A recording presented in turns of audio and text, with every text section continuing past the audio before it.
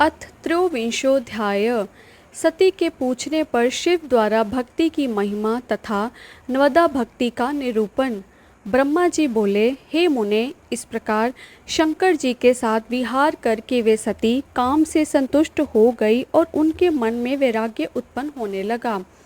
एक दिन की बात है, देवी सती एकांत में भगवान शंकर से मिली और उन्हें भक्ति पूर्वक प्रणाम कर दोनों हाथ जोड़कर खड़ी हो गई।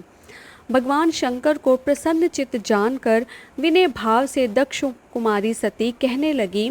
सती बोली, हे देव, हे महादेव, हे करुणा सागर, हे प्रभो, हे दीनो द्वारपरायण, हे महायोगिन, मुझ पर कृपा कीजिए। आप परम पुरुष हैं, इस जगत के स्वामी हैं, रजोगुण तमोगुण एवं सत्वगुण से परे हैं, निर्गुण हैं, सगुण भी हैं, सबके साक्षी हैं, निर्विकार हैं और महाप्रभु हैं। मैं धन्य हूँ जो आपकी कामनी और आपके साथ सुंदर विहार करने वाली आपकी प्रिय हुई। हे स्वामिन, हे हर, आप अपनी भक्त वत्सलता के कारण ही मेरे स्वामी हुए। हे नाथ, मैंने आपके साथ बहुत दिनों तक विहार किया। हे महेशान, इससे मैं संतुष्ट हो गई हूँ। अब मेरा मन उधर से हट गया है। हे देवेश, अब मैं परम तत्व का ज्ञान प्राप्त करना चाहती हूँ जो सुख प्रदान करने वाला है, तथा हे हर, जिसको जान लेने पर समस्त जीव संसार दुख से अनायास ही उद्धार प्राप्त कर लेते हैं। हे नाथ, जिस कर्म का अनुष्ठान करके विषय जीव भी परम पद को प्राप्त कर लेता है तथा पुनः संसार बंधन में नहीं पड़ता है, उस परम तत्व को आप बताइए, मुझ पर कृपा कीजिए। ब्रह्मा जी बोले, हे मुने, इस प्रकार आदि शक्ति महेश्वरी सती ने केवल जीवों के उद्धार के लिए उत्तम भक्ति भाव से भगवान शंकर से इस प्रकार पूछा। तब इसे सुनकर स्वेच्छा से शरीर धारण करने वाली तथा योग के द्वारा भोग से विरक्त चित्त वाले स्वामी शिव जी अत्यंत प्रसन्न होकर सती से कहने लगे। शिव जी बोले, हे देवी, हे दक्ष नंदिनी, हे महेश्वरी, सुनो, मैं उस परम तत्व का वर्णन करता हूँ जिसे वासनाबद्ध जीव तत्काल मुक्त हो जाता है। हे सती, तुम विज्ञान को परम तत्व जानो। विज्ञान वह है जिसके उदय होने पर मैं ब्रह्मा हूँ ऐसा दृढ़ निश्चय हो जाता है। ब्रह्मा के सिवा दूसरी किसी वस्तु का स्मरण नहीं रहता तथा उस विज्ञानी पुरुष की बुद्धि सर्वथा शुद्ध हो जाती है। हे प्रिय, वह विज्ञान दुर्लभ है, त्रिलोकी में उसका ज्ञाता कोई विरला ही होता है। वह जो और जैसा भी है सदा मेरा स्वरूप ही है, साक्षात परात्पर ब्रह्मा है। इस प्रकार के विज्ञान की माता केवल मेरी भक्ति है जो भोग और मोक्ष रूप फल प्रदान करती है। वह मेरी कृपा से सुलभ होती है। वह भक्ति 9 प्रकार की कही गई है। हे सती, भक्ति और ज्ञान में कोई भेद नहीं है। भक्त और ज्ञानी दोनों को ही सदा सुख प्राप्त होता है। भक्ति के विरोधी को विज्ञान की प्राप्ति नहीं होती। हे देवी, मैं सदा भक्त के अधीन रहता हूँ और भक्ति के प्रभाव से जाति ही नीच मनुष्यों के घरों में भी चला जाता हूँ, इसमें संशय नहीं है। हे देवी, वह भक्ति 2 प्रकार की कही गई है, सगुण और निर्गुण। जो वेदी अर्थात शास्त्र विधि से प्रेरित और स्वाभाविक की भक्ति होती है वह सर्वश्रेष्ठ है। इससे भिन्न जो कामना मूलक भक्ति है वह निम्न कोटि की कही गई है। सगुण और निर्गुण भक्ति, ये दोनों प्रकार की भक्तियाँ नैष्ठिकी और अनैष्ठिकी के भेद 2 प्रकार हो जाती हैं। नैष्ठिकी भक्ति 6 प्रकार वाली जाननी चाहिए और नैष्ठिकी एक ही प्रकार की कही गई है। विद्वान पुरुष विहिता और अविवाहिता आदि भेद से उसे अनेक प्रकार की मानते हैं। इन विविध भक्तियों के बहुत से भेद प्रभेद होने के कारण इनके तत्व का अनियंत्र वर्णन किया गया है। हे प्रिय, मुनियों के ने सगुण और निर्गुण दोनों भक्तियों के 9 अंग बताए हैं। हे दक्ष नंदिनी, मैं उन 9 अंगों का वर्णन करता हूँ, तुम प्रेम से सुनो। हे देवी, श्रवण, कीर्तन, स्मरण, सेवन, दास्य, अर्चन, सदा मेरा वंदन, सख्य और आत्मसमर्पण विद्वानों ने भक्ति के ये 9 अंग माने हैं। हे शिवे, इसके अतिरिक्त उस भक्ति के बहुत से उपांग भी कहे गए हैं। हे देवी, अब तुम मन लगाकर मेरी भक्ति के 9 अंगों के पृथक पृथक लक्षण सुनो, जो भोग तथा मोक्ष प्रदान करने वाले हैं, जो स्थिर आसन पर बैठकर तन मन आदि से मेरे कथा कीर्तन आदि का नित्य सम्मान करते हुए प्रसन्नता पूर्वक अपने श्रवण पुटों से उसका पान किया जाता है, उसे श्रवण कहते हैं। जो हृदयाकाश के द्वारा मेरे दिव्य जन्म एवं कर्मों का चिंतन करता हुआ प्रेम से वाणी द्वारा उनका उच्च स्वर से उच्चारण करता है, उसके इस भजन साधन को कीर्तन कहा जाता है। हे देवी, मुझ नित्य महेश्वर को सदा और सर्वत्र व्यापक जानकर संसार में निरंतर निर्भय रहने को स्मरण कहा गया है। यह निर्गुण स्मरण भक्ति है।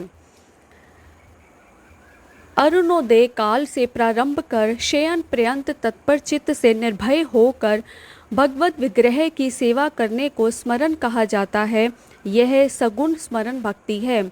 हर समय सेव्य की अनुकूलता का ध्यान रखते हुए हृदय और इंद्रियों से जो निरंतर सेवा की जाती है, वही सेवन नामक भक्ति है।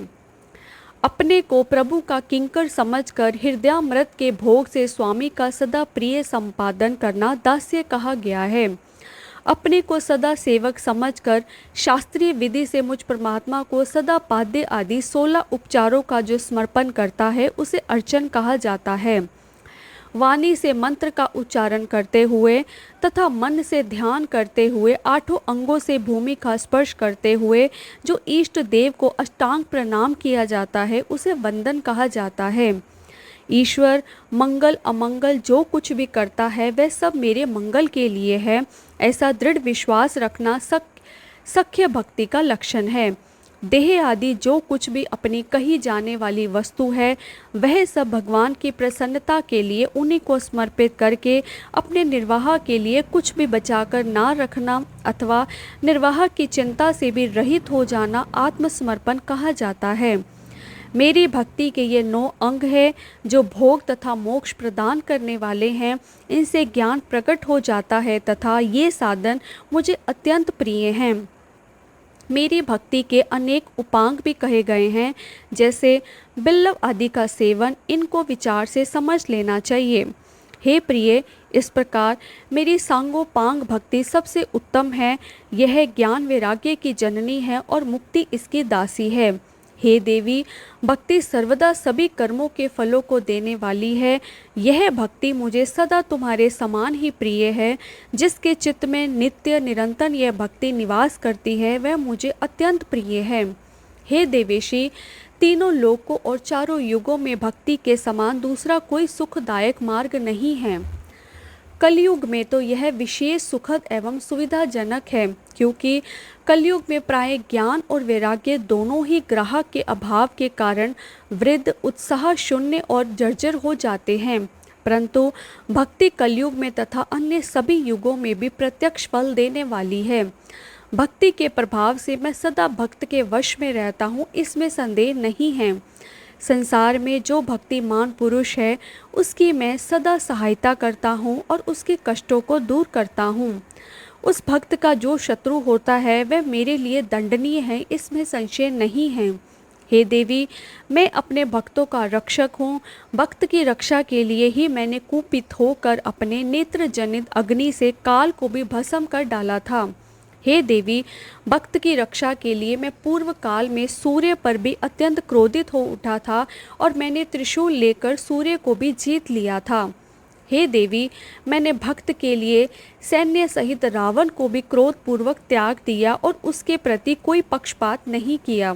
हे देवी, भक्तों के लिए ही मैंने कुमिति से ग्रस्त व्यास को नंदी द्वारा दंड दिलाकर उन्हें काशी के बाहर निकाल दिया। हे देवेशी, बहुत कहने से क्या लाभ, मैं सदा ही भक्त के अधीन रहता हूँ और भक्ति करने वाले पुरुष के अत्यंत वश हो जाता हूँ, इसमें संदेह नहीं है। ब्रह्मा जी बोले, नारद, इस प्रकार भक्ति का महत्व सुनकर दक्ष कन्या सती को बड़ा हर्ष हुआ और उन्होंने अत्यंत प्रसन्नता पूर्वक भगवान शिव को मन ही मन प्रणाम किया। हे मुने, देवी सती ने पुनः भक्ति विषय का शास्त्र के विषय में बड़े आदर पूर्वक पूछा, जो लोक में सुखदायक तथा जीवों के उद्धार का साधन है। हे मुने, उन्होंने यंत्र मंत्र शास्त्र उनके महात्म्य तथा अनेक जीवोद्धारक धर्म में साधनों के विषय में विशेष रूप से जानने की इच्छा प्रकट की। सती के इस प्रश्न को सुनकर शंकर जी के मन में बड़ी प्रसन्नता हुई। उन्होंने जीवों के उद्धार के लिए सब शास्त्रों का प्रेम पूर्वक वर्णन किया। महेश्वर ने पांचों अंग सहित तंत्र शास्त्र, यंत्र शास्त्र तथा भिन्न भिन्न देवेश्वरों की महिमा का वर्णन किया। हे मुनीश्वर, महेश्वर ने कृपा करके इतिहास कथा सहित उन देवताओं के भक्तों की महिमा, वर्णाश्रम धर्म, राजधर्म, पुत्र और स्त्री के धर्म की महिमा, कभी कष्ट न होने वाली वर्णाश्रम, जीवों को सुख देने वाले वैदिक शास्त्र एवं ज्योतिष शास्त्र, उत्तम सामुद्रिक शास्त्र तथा अन्य भी बहुत से शास्त्रों का तत्वतः वर्णन किया। इस प्रकार लोकोपकार करने के लिए सद्गुण संपन्न शरीर धारण वाले, तीनों लोकों को सुख देने वाले सर्वज्ञ पर ब्रह्मा स्वरूप शिव और सती ने हिमालय पर्वत के कैलाश शिखर पर तथा अनायन स्थानों में अनेक प्रकार की लीलाएं की। इति श्री शिव महापुराणे द्वितीयायां रुद्र संहितायां द्वितीय सती खंडे भक्ति प्रभाव वर्णन नाम त्रयोविंशोऽध्याय। इस प्रकार श्री शिव महापुराण के अंतर्गत द्वितीय रुद्र संहिता के द्वितीय सती खंड में भक्ति के प्रभाव का वर्णन नामक 23वां अध्याय पूर्ण हुआ। हर हर महादेव।